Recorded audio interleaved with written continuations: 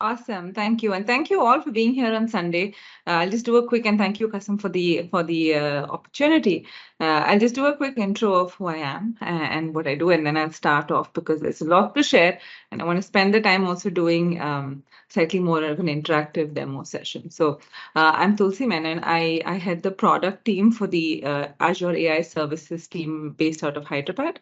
My team works across speech and language and translation AI services, and now obviously on Azure OpenAI as well. So I want to talk through just what Azure OpenAI is, where we are today, what some of what might be coming, but mostly spend some time. I know you all had a session. There was a session about ChatGPT specifically in terms of pair programming, but I want to focus today's session mostly on the GPT completion model. So just, what does it mean to do really, really powerful text generation, right? So that's going to be the core of today's session, especially with a lot of demos. And definitely do ask lots of questions because this whole space is very interesting. There's a lot you can do. There's a lot you can think about. And I'm very, very interested in taking questions, thoughts, whatever. So if you could, one of you could just also moderate the hand raise or the chats. If there's anything, feel free to interrupt. Yeah. Awesome.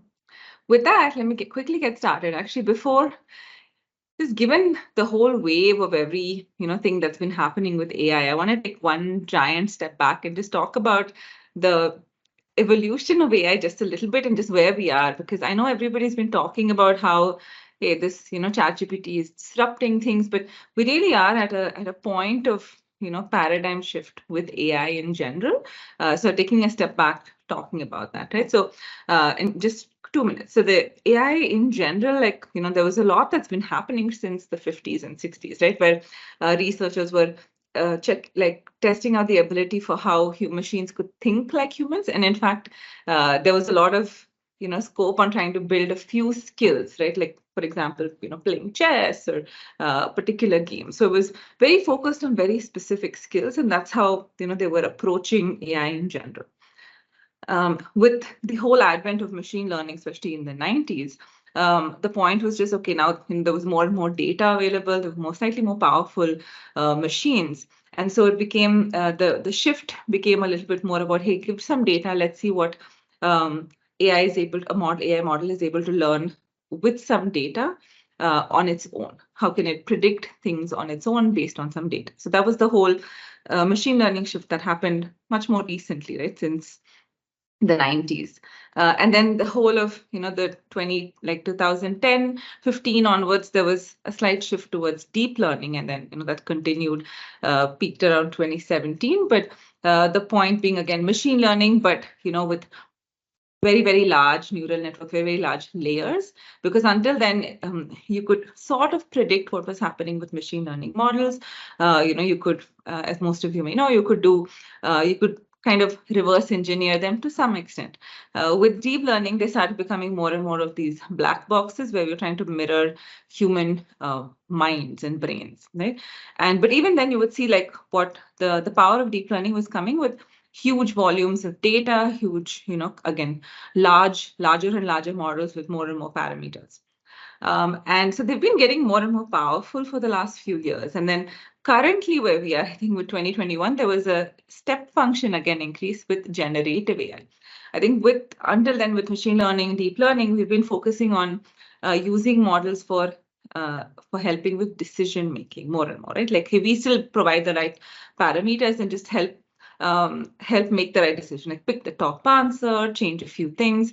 With generative AI, I think the whole paradigm shifts a little bit to the point where it's like, generate content in a very, very generic manner. And it's hugely exciting. The possibilities are sort of endless. And so I just want to take a step back so that you know what an important stage we are in this whole journey of AI.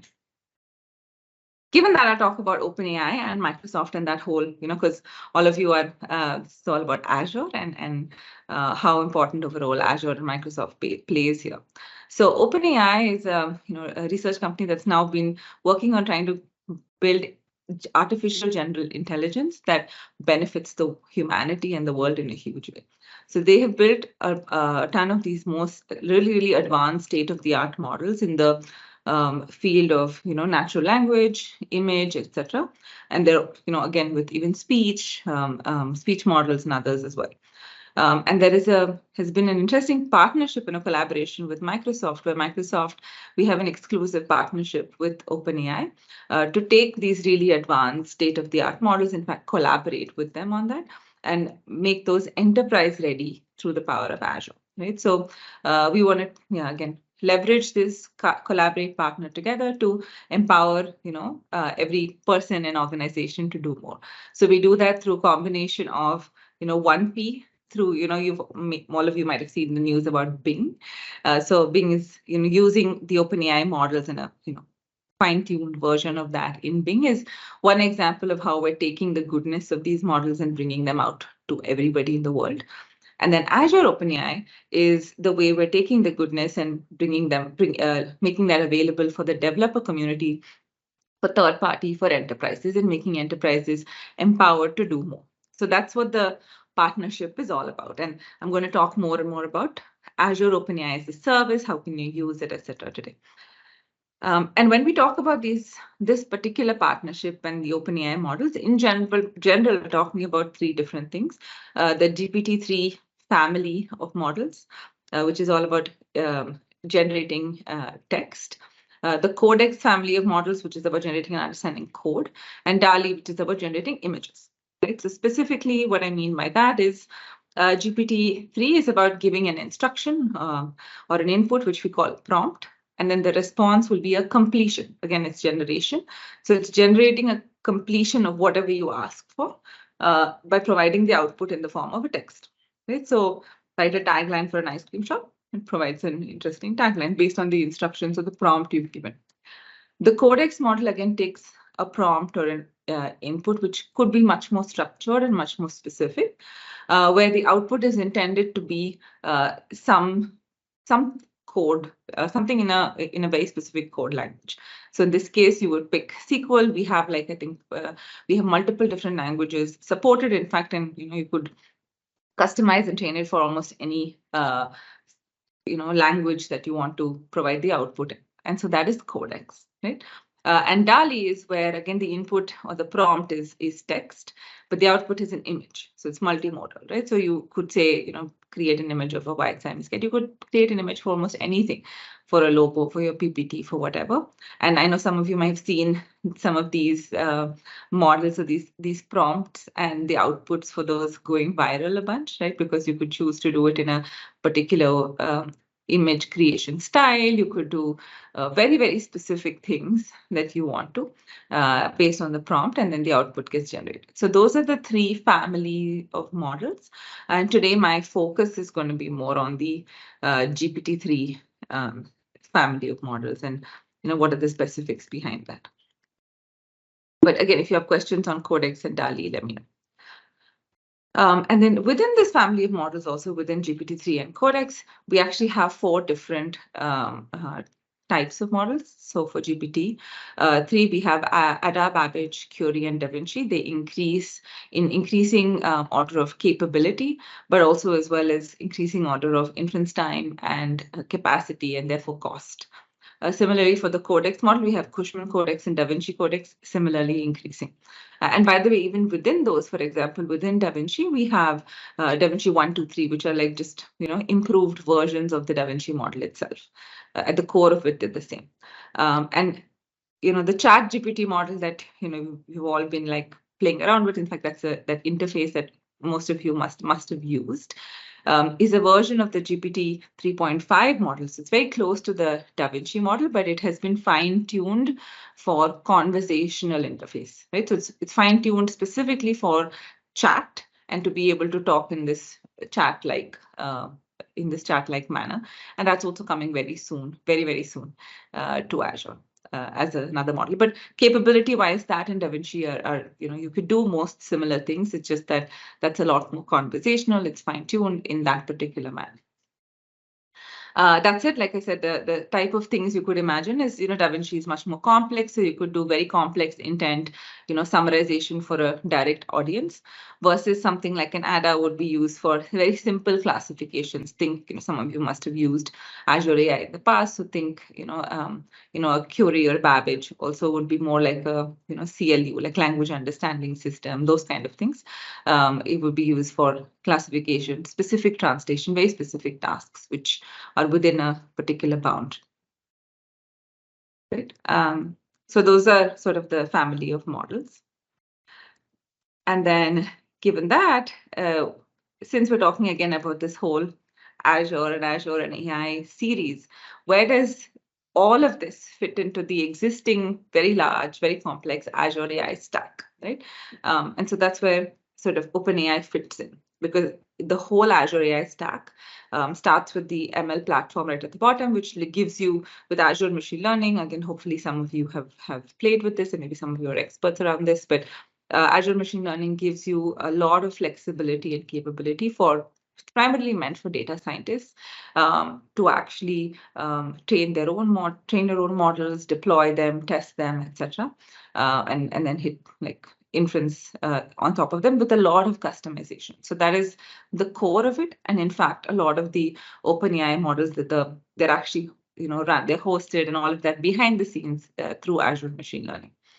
Then we have the layer of the customizable AI models, which is cognitive services, that whole family of services, and that's what my team, that layer is what my team works on, for example.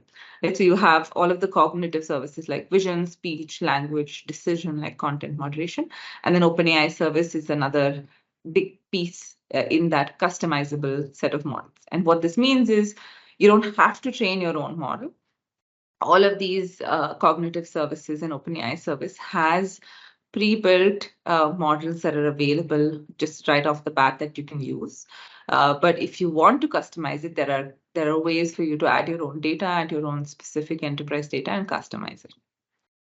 Then we have a layer on top of that, we have what we call applied AI services. Those actually have sort of bits and pieces of these models, like, and also ways for you to deploy some of these models to a real application, like bot services for, creating a bot using some of these AI pieces, cognitive search for indexing, and then doing intelligence on top of like a search index, form recognizer that uses bits of vision and language, and so on.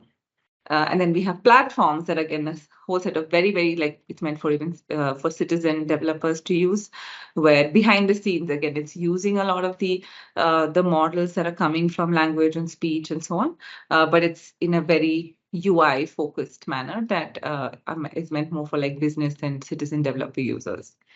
And then finally, we have applications that are actually built on top of all of this. So that's the stack, and that's where OpenAI fits in, the Azure OpenAI service. And specifically, as I mentioned, right, the OpenAI public services is available for people to use. It is available. It's, it's public. People can try that out. You can, and most of you may have maybe even already tried out both, obviously, ChatGPT, but also the APIs that are available for the GPT series of models or the Codex models and so on. Where Azure OpenAI comes in and where the differentiation is, Azure is built for enterprises, as you all know, given this is an Azure series, but it's meant to specifically help any large enterprise customer or partner to be able to deploy this within their own Azure subscription. So, within their tenant in a way that complies with all of Azure's privacy and security constraints. The model itself is something, and I'll show you in a second with the playground, but the model itself is not the generic public model that you would be hitting with your inferences. What you will end up doing is deploying a version of the model in your own tenant, in your own subscription, and then any calls are staying within your subscription. Any data that you use for training stays again within your subscription, customized model within your subscription, right? And it's used for your own data set, for your own model, for your own application. And then, you could use the pre-trained models also to unlock these scenarios and customize where it makes sense. And the other key difference between Azure or the advantage with Azure OpenAI is because of Microsoft's commitment to responsible AI. We have built-in responsible AI models to detect any problematic use of these models, right? So we want to make sure that any sensitive content, harmful content, all of that, both input and output to the model are being filtered and handled the right way. Because this is critical to how we think, some of these powerful models need to be used in the public. In fact, and that's a big reason for why, even though Azure OpenAI service is actually GA, it is generally available, it can be used, and it is being used for full production workloads. We still limit the use of it. Like every single person cannot just get access to these models right away. We do have a gating process. And so most of you, like for example, any Azure MVP or any large enterprise with the right use case can absolutely sign up and get access for it. But we just do a review to make sure that the responsible use cases are what it's being used for. And again, goodness of Azure with, we have a bunch of the actual like security, licenses and compliance done and so on, so that again, enterprises can use it for real production services. So what can we use it for? And that's why I'm waiting to get to the demos very quickly. I'm sure some of you are as well. What can we actually use this stuff for? Well, basically almost anything, right? We're seeing more and more people use it in the last 6 months or so. We've been seeing customers start using these models for anything from like, writing assistance, answering questions in a bot, like that's, image generation, any sort of creative workflows, being able to do co-pilots, like with the whole GitHub co-pilot, so co-piloting with code, like, even refactoring or like making code more readable, being able to do summarizing and insights from text, and just pretty much almost anything you can think of with just a few lines of input in the form of a prompt. And so I think it's one of the asks that happen from the session. And anytime I, talk to folks like you who've spent the time in the ecosystem is play around with it and sort of, like test the boundaries of possibility, because like I mentioned right in the beginning, this is a big paradigm shift.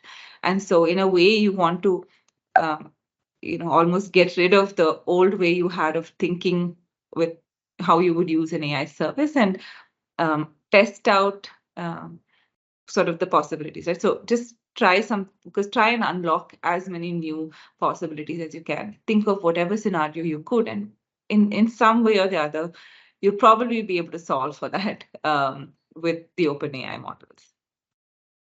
And typically, but what we're seeing is, people using it, like I mentioned, for content generation in different ways, right? For emails, for their website, summarizations, again, being able to extract insights, code generation, refactoring, etc., and then search, like more powerful semantic search and mining. And then obviously, when you do an end-to-end workflow, instead of just throwing everything, multiple steps into a single model, what we're saying is, you could imagine that, let's say, call center end-to-end analytics, you could have multiple things that you use it for, right? You could use it for sentiment classification, entity extraction, and finally an email generation that actually goes out to a customer, right? So that whole end-to-end workflow, you could use a combination of existing cognitive services and the Azure OpenAI service to do that whole workflow in one shot. And I'll show a few examples of that. So given I've been talking for about 20 minutes almost, let's switch to demos, and then I'll come back to what are ways to make like real end-to-end workflows happen with this. Before that, any questions, thoughts on what we shared so far? What is Azure OpenAI before I move to the demo and the studio? If not, I will keep going. Great. Give me 1 second. I'm going to just share my screen.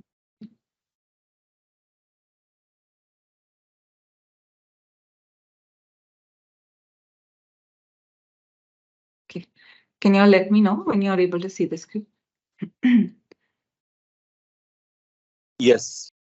Okay. Awesome. I just want to show quickly first the studio, right? Once you have access to Azure OpenAI, this is what the studio will look like. And for some of you, again, who've used Azure AI in the past, you might see a few similarities with the speech studio, language studio. It's the same kind of system where we have a playground, we have, a few examples. I want to reiterate, though, that this is just the playground, so that, and which I strongly encourage everyone to do, is test it out and play around with it. But obviously, when you're actually using it, in your actual workflow, we have APIs, we have a Python SDK, and so on that you can use. But this is more so that you can try out what sort of things work, how do you do the right sort of prompt engineering, because that is critical. And in figuring out how you want to do the right prompt engineering before you go do that in the playground, before you then go and put that in your code and in your application. Right? So that's what, in this whole deployment, experimenting with prompt completions and prompt engineering is what you go to the playground for. And that's what I'm going to show you all today, this time. And maybe some other time we can show more examples of, how do you fine tune and do other stuff. All right, given that, this is the playground. I'm going to show you a few different things you can do. Right? I'm going to start. Remember, I mentioned that you have, and I'll show you, we have Text DaVinci. In this case, I've deployed a few models. I have the Text DaVinci model, the code model, Codex model, and then a query model, which I told you would be good for things like classification. Right? I'm going to get rid of all my stops, and I'll come to the parameters if you all have questions. So give me 1 second. I'm going to pick, let's say, a couple of different examples. Okay. So first, I'm going to start with what we call,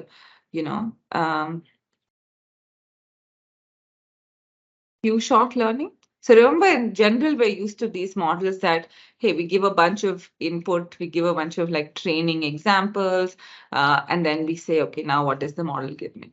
So in this case, I'm going to do a classification. Let's imagine I want to use it either for a bot or just for a workflow. Anytime that the user asks me something for a, for a bot, like for an insurance kind of a bot sort of example, I want to know if it's a new request, if it's an existing request, or if it's some policy question, because based on that, I want to know if it's a new request, maybe take it to an agent or something. If it's an existing request, move it to some different workflow. And if it's a policy question, let the bot continue in some form. Right? So you could imagine maybe some of you used to this idea of doing, language understanding for these three classes, right? And what I'm doing here, if you can see, is that I'm just saying, hey, look, I'm giving you a couple of examples and saying, okay, now, and this is what we call few-shot learning, a couple of examples, and then I'm saying now generate for a new user query, which is, let's say, the runtime thing that the user provides, what would be the right category? And it quite correctly identifies that this is support for an existing request, right? I'm going to try one more. How much is the annual premium? And it actually, again, does a good job giving me this. So this is where, if you notice again, normally you could imagine where I would give a multiple set of utterances saying, here are all examples of new requests, here are all examples for supporting, and then ask it to query, right? Classify. So this does it very simply in just with a few examples. Another way to do it, by the way, I don't even have to give examples. I could just give more details, saying a new, describe what is a new request, describe support, describe policy, and then ask it to classify. So sounds good. This is simple classification sort of example. Yeah. Let me take a Codex example. Again, start with the simple one here. Like I mentioned, right, I'm picking a code. So it's given a prompt, generate code, and it again has a number of supported languages. I'm going to pick SQL in this case. And let me pick one quick example. Again, this is a simple one saying, hey, look, there's a, for this insurance example, right? What I'm doing here is I'm describing some SQL tables along with their properties. So there's employee, department, processed claims. So this is for an insurance example. And I'm now asking it generate a query to list employees who processed more than 50 claims in the last 3 months, grouped by department. And then I'm saying, hey, give me the query, right? So it's going to generate a query. So give it a second, and it's going to actually give me a bunch of different things. In fact, again, pick the date, it picked, greater than 550 claims. And it's fairly, it does a really, really good job being able to do all of these things, right? Again, including joining across the tables. So I could just describe it in a very generic manner, and it does that. So I could do the same thing with, again, more and more such queries, right? And I want to show one small subtlety here. I'm picking another example where I have, 4 different tables, and I'm saying, give me a query of products. This is for let's say, for a retailer, it has multiple, product sellers, users, orders. For an e-commerce, let's say, example. And I'm going to say now, simple query, generate a simple query for me. So remember, these are supposed to be completions. Now you might notice that it did something very interesting, right? I just said, hey, give me a query, and I just said complete it. So it completed that query because it's a very simple query. And then it kept going.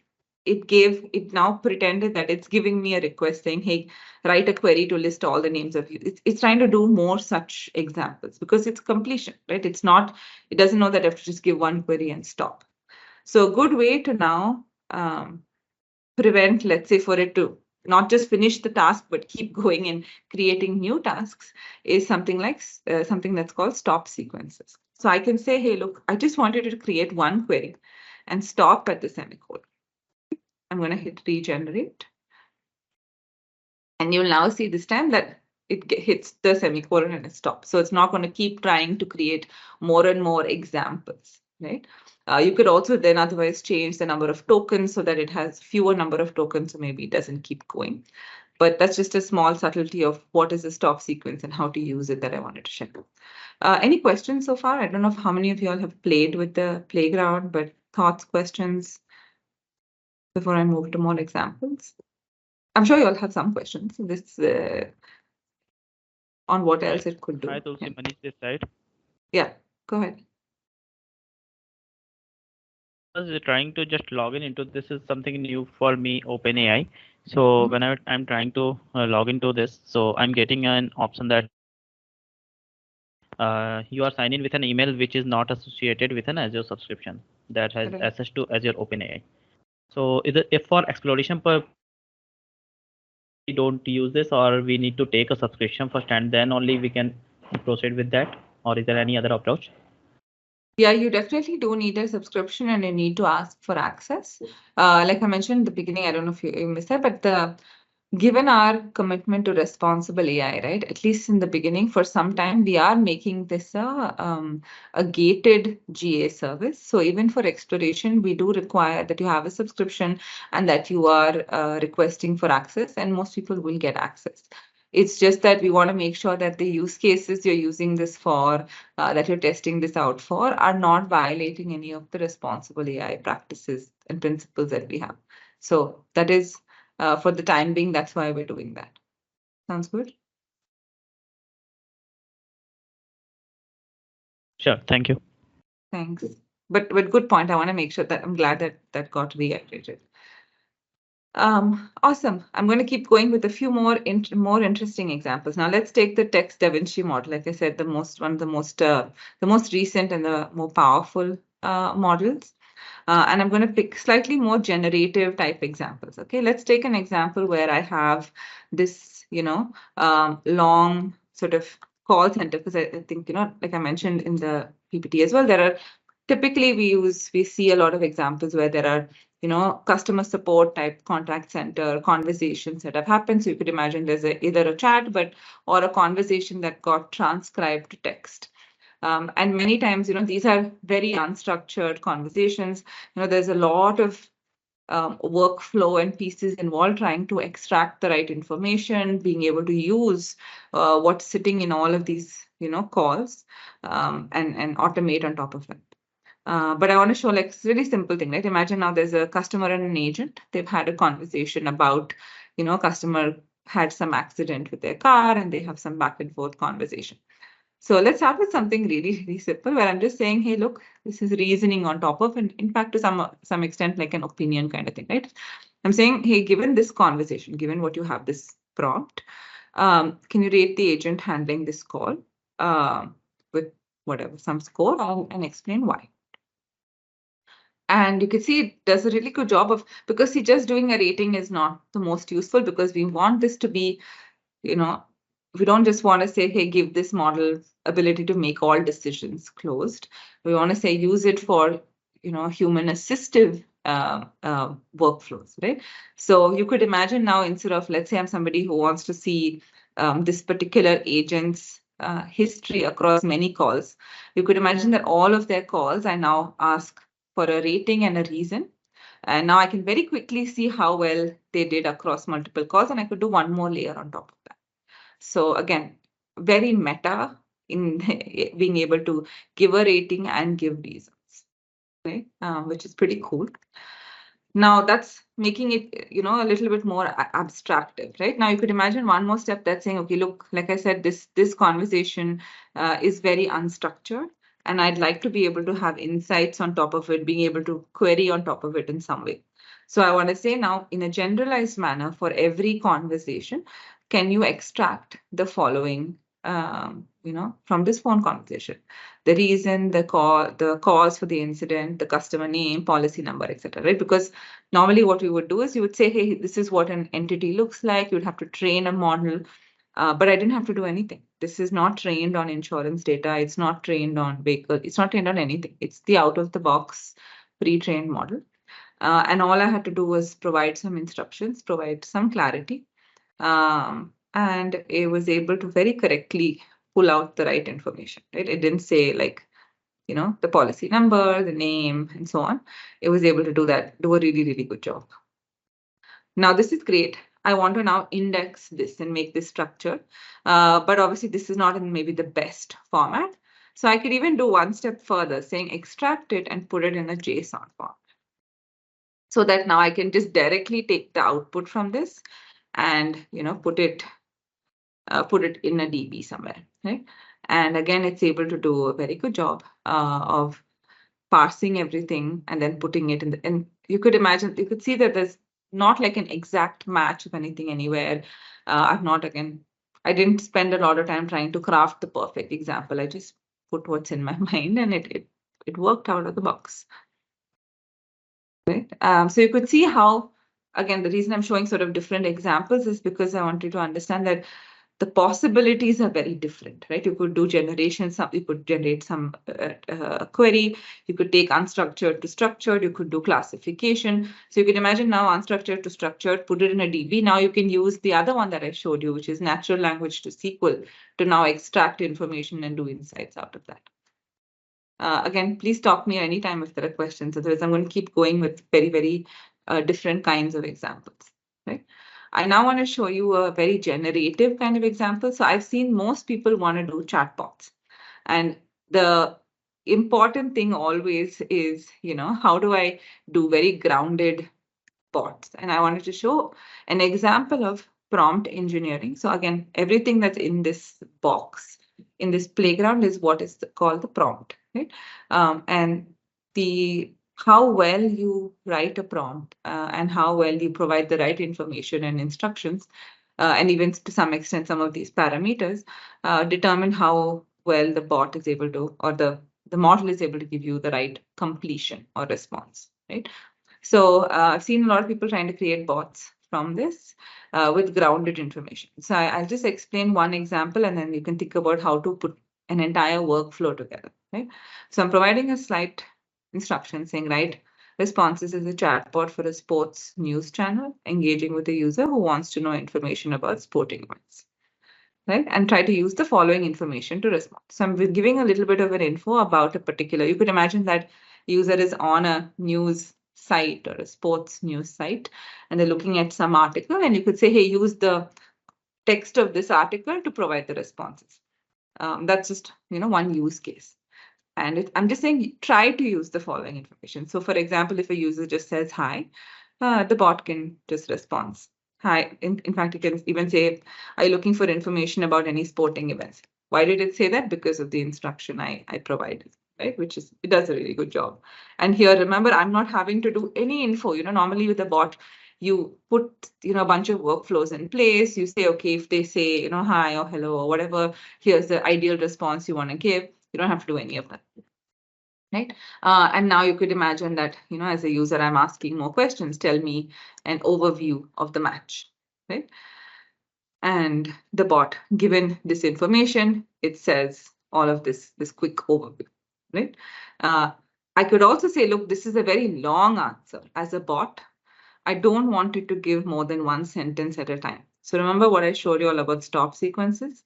I'm going to put like a full stop as a stop sequence, and I'm going to regenerate that answer. Yeah, and it does a good job giving me a one-line summary because that's what I want from a bot. So again, lots of ways you can make things more interesting back and forth. Okay. Now, again, as user, I'm asking now a very specific question saying, okay, wow, who won the toss? And it says who won the toss, and in fact that you opted to bat. Now I'm using context saying what did she score? Again, does a good job. Out of the box, I don't have to worry about making sure that who's the she and so on, right? Those are things that you just pass the right context. Does a good job explaining who scored and what, right? I'm going to keep going so that you can see, how I'm asking slightly more generic questions. So obviously it does a good job finding exact match questions, but even when I say something more generic, like how close was it, able to understand and tell you like the most important information. And even something more generic, right? Like, sounds like I missed a good one. Let's see what the bot says in this case.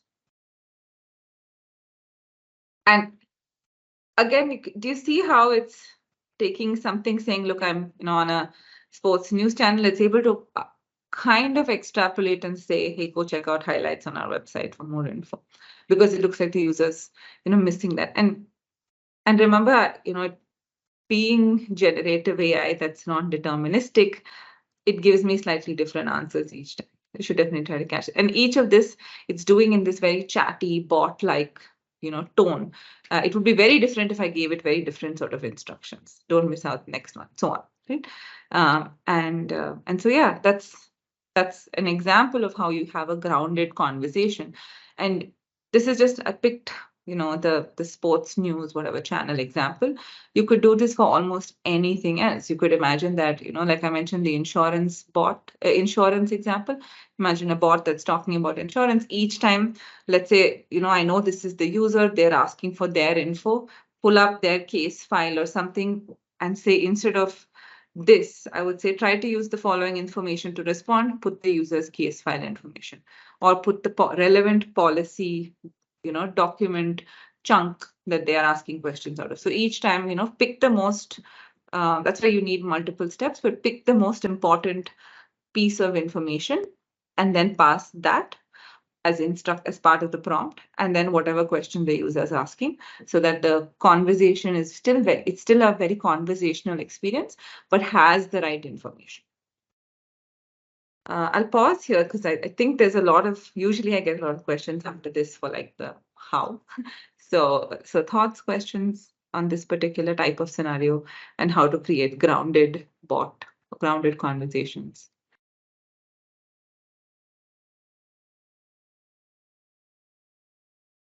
Sounds like all of you fully understand this, which is awesome.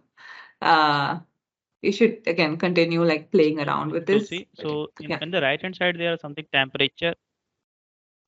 Yeah, in the right hand side, I can see some parameters. So what are the purpose of these things? Yeah, and I would also send you to the doc. I think you should also spend some time in documentation looking this up. So I'll tell you a quick high level, right? Temperature basically is one of the parameters that controls randomness. So if you saw each time I hit regenerate, it does give me a new response because I don't want to make it too deterministic because I want it to be more controlled. So think of temperature as a way that it's kind of being demonstrated in form of creativity or randomness, right? So for example, if I want, let's say, even a bot or something where I want to generate an article or generate a tweet or generate something where I need it to be more creative, I would keep a very high temperature, right? Because I want it to be more creative and more not constrained. If I want it in a, let's say, enterprise scenario or something where I said, convert to structured data, I want it to have a correct or close to a correct information. I don't need it to be very creative. In that case, you should lower the temperature. So the closer to 0 it is, the more deterministic it is and the more, structured it is, right? So in this particular case also, you can even try it, right? I'm saying, let's say with a low temperature, it would be less creative, but it would not change too drastically, right? It tries to stick as close to the similar. See, you can keep seeing repetitive answers, and that's maybe fine. I would say in a bot case, you want to maybe keep it close to a 0.7 or something temperature. If you're doing, let's say, the SQL kind of example, or even a unstructured to structured sort of example, you could keep it much lower. If you're doing generation for an article or for a tweet creation or something like that, a poem creation or something, keep it much closer to 1 because you want more creativity. Does that make sense? And there are a few other parameters, but this one is important. Stop sequences, which I mentioned, is important. And there's a few more also when you use the API. There's even more parameters which are not exposed in the studio. You should definitely check it out, and we can maybe put the link to the documentation in the chat so that you can play around with them. Answers your question? Okay, thank you. Yes, definitely. Awesome. I see a question in chat, and actually, Kasam, if you could just moderate chat so that I'm not like checking, but in the going forward, I see that a good question in chat about what model was used for the Bing chatbot. That's a great point. That was actually a very custom, fine-tuned model. The base of it was the GPT-3 series, like so the similar to the same DaVinci series of models. That was a base. But it was a new, like fine-tuned, customized version of that model. That model is not available through Azure because it is specifically customized for Bing with news information with a bunch of very specific prompts. So it's at the base of it is the GPT-3, the DaVinci similar family, but customized for search and for a conversational search experience, specifically for being very truthful to information, not giving too much incorrect information, having the right sort of tone and all of those things. So that's what it's a custom model. You could build a similar custom model for any use case that you have. But typically, I've seen most of the kind of use cases that we've seen. A lot of them can be handled without fine tuning, but just with what I'm showing here, right? Prompt engineering. Give the right amount of data, give the right inputs, and then get the response. You may not need to actually fine tune it unless this prompt engineering does not work for you. Cool. I'll just show one more. I think continuing on this example of this hypothetical, like the cricket match sort of example, I'll pick, I think, just one where you can sort of see how a workflow would work, right? So similarly, let's say this is the chatbot, but I'm going to say now do a summary. So you saw how it was able to do a summary when I asked also, but this is a good example where it's giving me TLDR. Remember, it's giving me a summary of just one line because I put a sentence, a full stop as a stop sequence. So I can remove that and hit regenerate. It gives me a slightly longer summary. Yeah. And based on my max tokens and so on. I'm going to now say, look, extract, let's say, the following from above.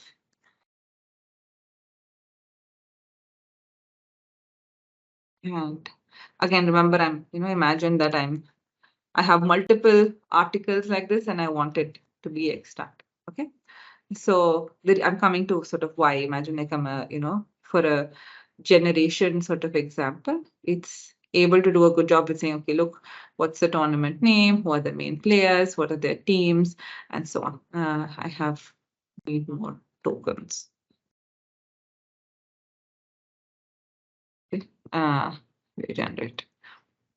And so you could see how it's able to pick all of the correct information from this, right? It's a lot of info.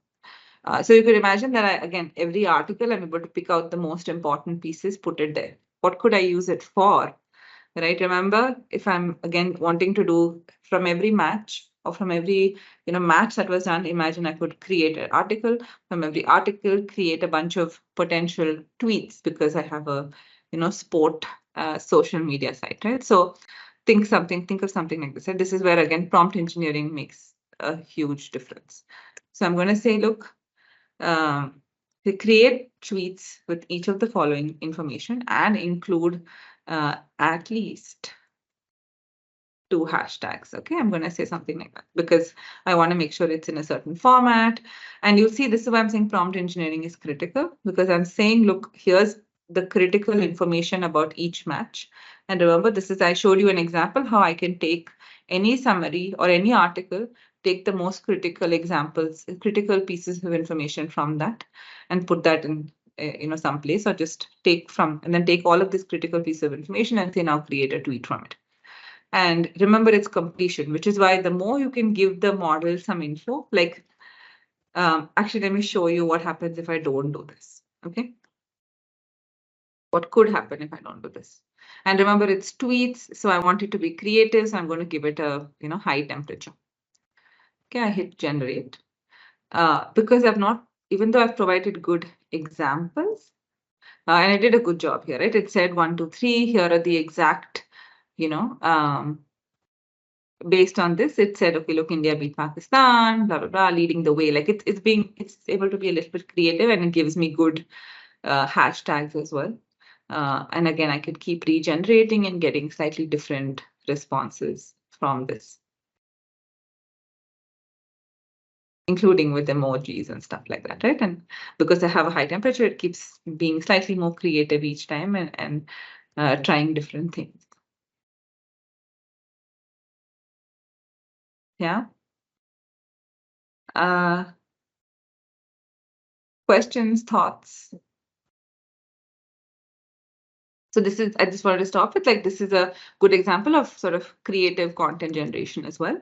And maybe I'll do one last, which is content generation, but very grounded. Okay. So this is sort of like the bot example, but I'm saying now write an email. It's a different kind of context. But again, you could imagine a great workflow where I'm saying, here's an email, here's the I want an output email for a customer. I'm telling it in the tone of what, and what's the context for this email creator.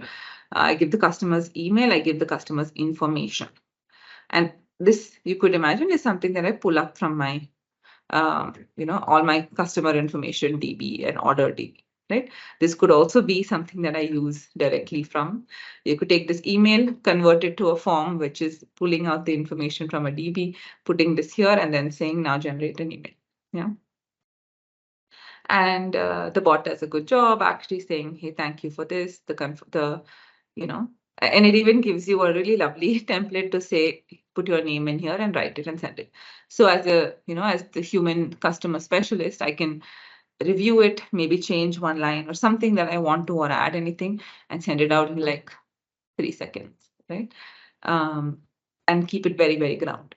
So these are sort of the different kinds of, prompts that you could try, different examples and ways you could try stuff. And hopefully that helped all of you think about the possibilities, right? I'm going to go back to, so any questions before I go back to just now making it real and deploying stuff? Questions, thoughts? Tulsi, like when we do some work around in this playground, like having the data, checking the data, is it this data is getting saved or something? Like it is. Why I'm asking is, like, as you say, as you enter the customer's name, customer's email, kind of stuff, right? Yeah. A mail from an customer directly in the playground stuff to get the Yeah. response. So is it something like it is behind the scene, it is getting saved somewhere for for better kind of Improvement. maturity or training something? Yeah, great Is it safe? question. Yeah, it's not at all the case. That will not at all happen, and I'll explain. Actually, let me show the screen for a second. I think, like I mentioned at one point, and I want to reiterate, this is important, right? There is not like just, hey, one text DaVinci 003 model and everything is being sent to that model. That is not the case. In fact, if you go to deployments, you can see and I can show you how to create a deployment. Basically, what happens is, you select from a particular model that might exist, and then you actually deploy it. And once you deploy it, basically what happens is all of the models that you can see is models that are, it's like my deployment or my version of this model. It's not touching the main model. It's not touching the, OpenAI open version of the model in any way. It's like a version of the model is now deployed in my subscription, in my tenant, and all I'm hitting is that particular model. Nothing leaves my subscription and my tenant. Make sense? Okay, so it's like we are training the existing model based on our data for our use. So it's You're nothing not training with it the though. parent. Remember what I said? Yeah, great clarification. You're not training it. A training means you actually give your data, right? You're not giving your data. You're just hitting it. It's just an inference. You're just saying, hey, here's my prompt. Give me a response. It's not being trained. When you train it, you actually, that's what we call fine tuning. Okay. Fine tuning would be like you create an actual customized model where you take this base model, provide data, and then you customize it. So that's fine tuning. So there you would train it, but even in that case, that's true. You say, here are all my data pieces, create a customized model. It's typically a little bit slightly expensive. You want to do it only if you really need to, I would say, because many times these general models, they work really well for most use cases. So you don't even need to train it. And whatever I'm showing you right now, they're all just the out of the box models. I have not trained it on anything. They're just out of the box, right? So all I'm doing is giving instructions in the prompt. But to your initial point, is the data going anywhere? No, because this is just a version of that model deployed inside my subscription. And therefore, the data that's even the API call and everything you see, right? It's going to this particular model. You can call it, whatever. I could call it Tulsi DaVinci 3, right? It's because it's my version of that model. Even though I'm not given it any data, it's still my version of that deployed model. And whatever info I'm giving to it, whatever I'm passing to it, and inference calls that I'm passing to it, it's still sitting inside my subscription. Yeah. Okay. Yeah. Great. And that's it's a very good clarification, though. I didn't want to make sure everybody gets it. So yeah. Yeah. Thank you. And another thing is like while using ChatGPT, right? It says that all the data which is being feeded, it's still 2021. Right. But I've read somewhere for the Azure OpenAI, like this generative models, it has data till 2019. Is it so, or? No, the same model. So I want to reiterate from the deck that I had. Azure OpenAI is essentially the same OpenAI model. So all of the same models that are available through OpenAI. So ChatGPT is coming very soon, like I said, but the DaVinci models or the GPT, the DALL-E models, you'll see them in OpenAI. Those are the same models that are available in Azure OpenAI. It's just that we are packaging it through the goodness of Azure so that all the stuff that you just asked about, right? Like your subscription, having it in your own tenant, making sure you have your privacy, your responsible AI, those pieces are handled. And then you have the developer experience that you're used to with Azure, right? Connecting with other Azure services and so on. But the underlying models are exactly the same. Okay, Meaning great. they're not less powerful or anything. Like they're the same thing. It's just that you get the goodness of Azure and enterprise grade readiness with Azure, right? So yeah. Got it. I think I see pricing related questions also. So pricing for Azure OpenAI based on how, fine tuning. So yeah, I think again, I'll share the pricing page.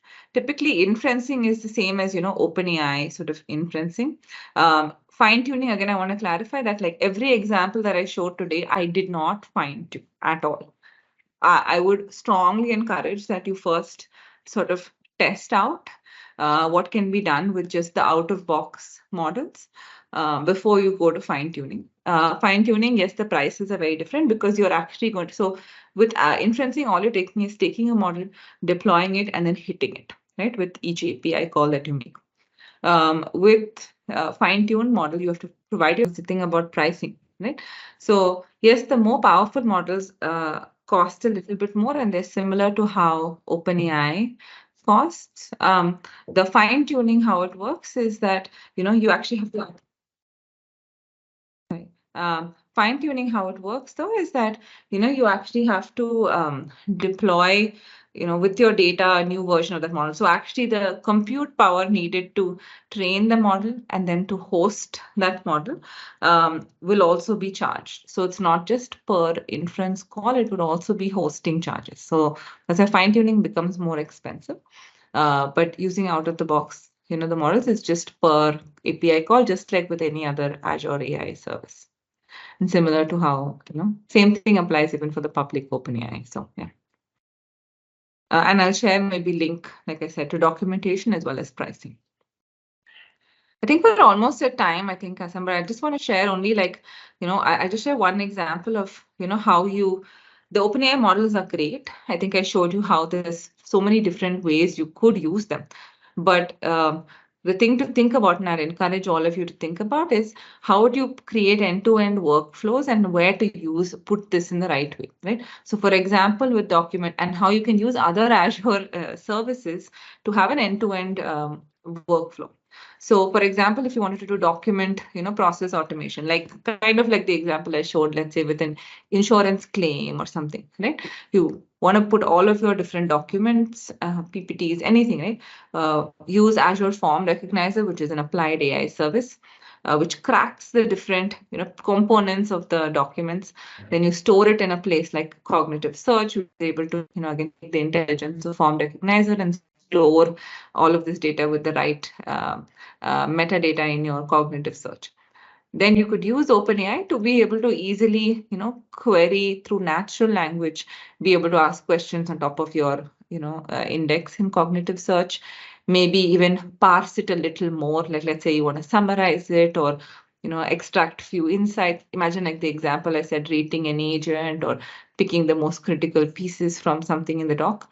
And you could even store some of those components, let's say in Cosmos DB. And then you could connect it to your web application, right? Either it could be a bot, it could be through Power BI, but then you could now have all of the goodness of the Q&A pieces of OpenAI or the summarized, extracted insights from OpenAI available as well. So that's just one example of a workflow. You have, similar example through, let's say, a call center analytics where you could use the speech services, OpenAI, Power BI, etc., and do a sort of like the example I showed where you had that agent and customer talking. You could do a similar example like that, but do lots of insights on top of these, use it in your CRM system and so on. And there's many more examples of these kind of workflows. So I just encourage you all to think, explore and be creative, and also think about where to use OpenAI and where to use the other cognitive services. Typically, it's, if you want to, you should try, let's say if you have translation, you should usually use the translation service. But, it's usually if you want to do slightly more generic generation, like the ones I showed you, where you'd use OpenAI. Otherwise, you'd use a combination of existing speech service or translation service along with OpenAI. I think with that, we're at 1:30, so I'll stop. And if there's any other questions, thoughts, let me know. And, I'll pause right there. Yeah. One question. Yeah, sure. Go ahead. Related to pricing again. So pricing documentation says about, the tokens altogether, right? Based on number of tokens. So how that tokens is calculated? Like, great point. So there's a token calculation, like a tool also, but think of typically a token is about 4 characters, right? So it's basically a root or like a subword. That's what a token is. So 4 characters usually is a token. So 1,000 words would be, so think of it approximately that way. Like it's, about, 4 characters is 1 token. Yeah. But there's a nice tool. Yeah, it's a nice tool to even any input that you're giving, how does even the playground, I don't know if you noticed, it shows you how many tokens are there in the prompt that you used, right? So, yeah. Okay, yeah, great. Thank you. Awesome. I'll put in a couple of links as well, and, I can share like the documentation link, the, learning more and so on. And if there's questions, anything, like I said, number one, sign up for access, test stuff out, play around with it, and then, think of the impossible scenarios and make them possible. So, all right. Awesome. Thank you all so much. It was great talking to you. Thank you, Tulsi. Have a Thank you great for your Sunday. time. Can you share the video link?